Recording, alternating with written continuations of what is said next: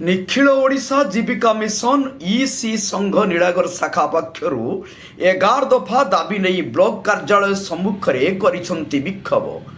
निखिल ओडिशा जीविका mission EC संघर बालेश्वर जिला Nilgiri block शाखार EC कर्मी माने नीलगिरी ब्लॉक कार्यालय सम्मुख में 11 दफा दाबी नहीं विक्षोभ प्रदर्शन करिसेंती।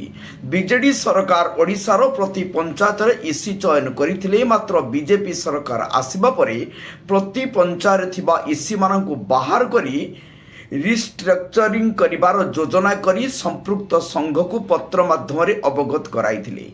पत्र पाइबा परे ईसी संघ पक्षरु विरोध जारी रहिछि। समस्त नमस्कार। आपनको परिचय? समस्त नमस्कार। मो ना सरस्वती पात्र, मु ब्लॉक प्रेसिडेंट अच्छी तथा जोड़ीदा ग्राम पंचायत सभानेत्री अच्छी। मोर कहबार आज जो माँ मैंने बसी राजरास्ता उपरे, तेणु जो माँ मान पेट को आज गुंठा मरा जाऊँगी। दीर्घ दिन धरिकी से बिना परिश्रम बिना पारिश्रमिक खटी आसते, तेणु आज सरकार निष्पत्ति नौकरी रिस्ट्रक्चरिंग करेंगे।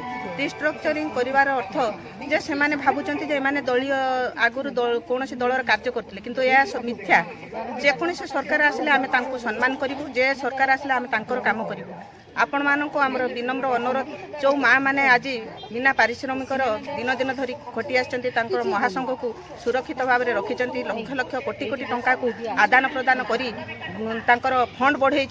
से माँ मान कौन कपट नाला कि 5 टंका मारिक नबार भी उद्देश्य नाला। से चाहूले आम फंड बढ़ू, आमर एसएचजी माँ मैंने काम पातु, तल स्तर माँ मैंने केमी रोजगारक्षम हे से प्रति ध्यान थिला। तो नीलगिरी ब्लॉक रे एसएचजी संख्या केते जन माँ मैंने एथिरे संश्लिष्ट अछन? आमर प्रति पंचायत आमर जो ईसी संघ रही हजार हजार संघ एथिरे आमर सहयोगर हाथ बढ़ई। तेणु नीलगिरी ब्लॉक लक्षाधिक महिला माने आज राजरास्ता को ओह्लई आसबे। कारण पेटपातिर जितेबाला आघात लगे, जे जहाँ दानार बाली पका जाए समुदाय 1000-1500 टंका गोटे ईसी भौणी पाउची। सेटा सरकार को एते जोर माने तांको प्रति जो रखिचंती निम्न चिंताधारा, तो सेमानंको जो भलिया आज बाहर करिया पई चिंता करचंती। सरकार सेटा को बंद करंतु।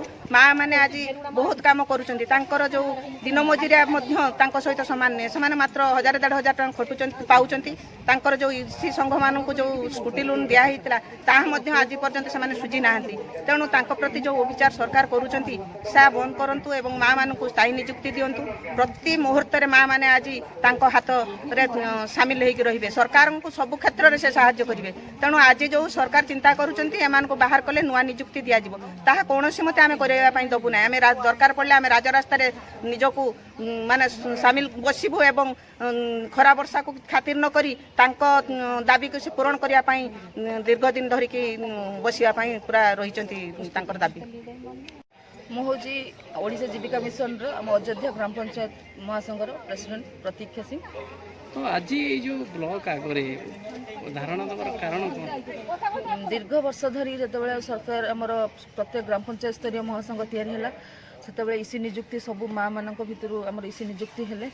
ईसी मैंने जो आमर कौन भत्ता नाला, समस्ते निज इच्छा निज पारिश्रमिक बल सब गाँ मानक काम कले, एसएचजी गठन कले, सबू कम को सुरुखुरु से कार्य करते। किंतु जो कार्यकाल 2 वर्ष थिला, सरकार कहवा ईसी मान कार्यकाल 2 वर्ष थिला।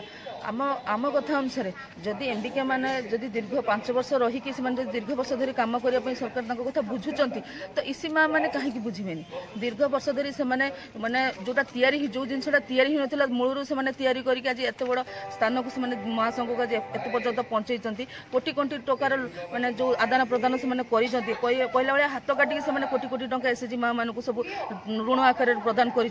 आज जितेबाला 2 वर्ष पूरला जो महासंघ चाहूँगी ईसी माँ मैंने चाहूँगी जे से सेक्रेटरी प्रेसिडेंट ईसी माँ मैंने रुहतु, जमी सुरुखुरे ग्राम पंचायत महासंघ चालू आगू चालू, जमी राज्य स्तरीय जमी सब सुरुखुरे सबकि हो। किंतु आज आम प्रति जो कपट चिंताधारा सरकार जो कले से आज राजरास्ता को निर्दिष्ट भाव में कतोटी डिमांड अच्छी दाबी अच्छी ଏବଂ ଦାବି ଗୁଡ଼ିକ କାହା ଉଦ୍ଦେଶ୍ୟରେ ଆପଣ ଭିଡ଼ିଓକୁ ଦେଉଛନ୍ତି? ଆମେ ଆଜି ଦାବି ଯେଉଁ ଦେଉଛୁ ଭିଡ଼ିଓଙ୍କୁ ସେଟା ହେଉଛି ଆମ ଇସି ମା ମାନଙ୍କର ସ୍ଥାୟୀ ନିଯୁକ୍ତି ଆମର କରାଯାଉ, ଯେମିତି 65 ବର୍ଷ ପର୍ଯ୍ୟନ୍ତ କରାଯାଉ, ଶିକ୍ଷାଗତ ଯୋଗ୍ୟତା ଭିତରେ ତାଙ୍କୁ ପଦୋନ୍ନତ କରାଯାଉ, ଆଉ ଇସି ମା ମାନଙ୍କର ଯେଉଁ ଦରମା ବୃଦ୍ଧି ଯେଉଁଟା ଆମର 2500 ଟଙ୍କା ହେଇଥିଲା ଗତ ସରକାର ଯେଉଁ ଆମର କରିଥିଲେ 2500 ଟଙ୍କା ତାକୁ ଯେମିତି ଅଧିକ ବୃଦ୍ଧି କରାଯାଉ। କାରଣ ଆମେ ଯେଉଁ କାମ କରୁଛେ ପଞ୍ଚାୟତ ଲେବୁଲରେ ଆଜି ଫୋନ୍ ଯିବ ଏ କାମ କର, କାଲି ଫୋନ୍ ଯିବ ସେ କାମ କର, ସବୁବେଳେ ଆମକୁ ଗୋଟେ ତରଭରିଆ ଭାବେ ନିଷ୍ପତ୍ତି ନେବାକୁ ଯେଉଁଟା କହୁଛନ୍ତି ସେ ନିଷ୍ପତ୍ତିକୁ ଆମେ ମାନିପାରିବୁ ନାହିଁ କେବେ ବି। କାରଣ ଆମେ ଯେହେତୁ ସମସ୍ତଙ୍କୁ ନେଇକି ଆମେ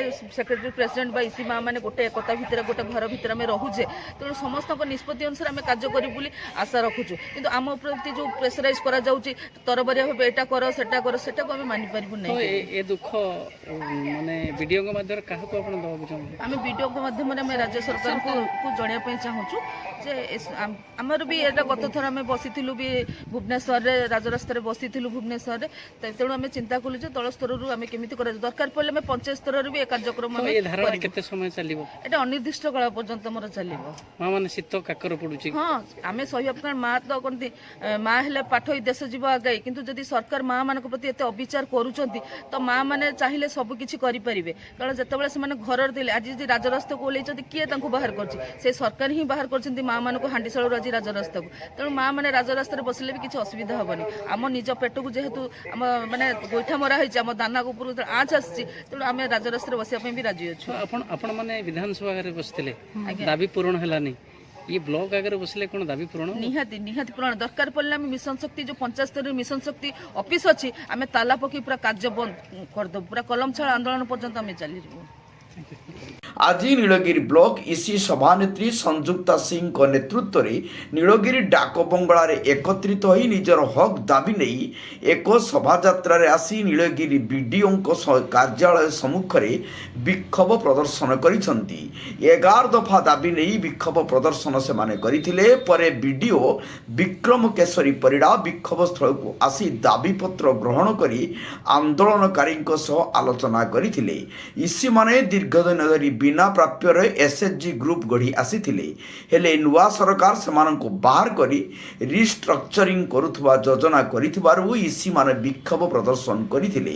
वीडियो दाबीपत्र नहीं मुख्यमंत्री मोहन माझी और उपमुख्यमंत्री प्रतिभा परिड़ा को प्रेरण करिवे बोली आंदोलनकारी को आश्वासना देथिले। नीलगिरी मनोज महांती को रिपोर्ट, जनता एक्सप्रेस।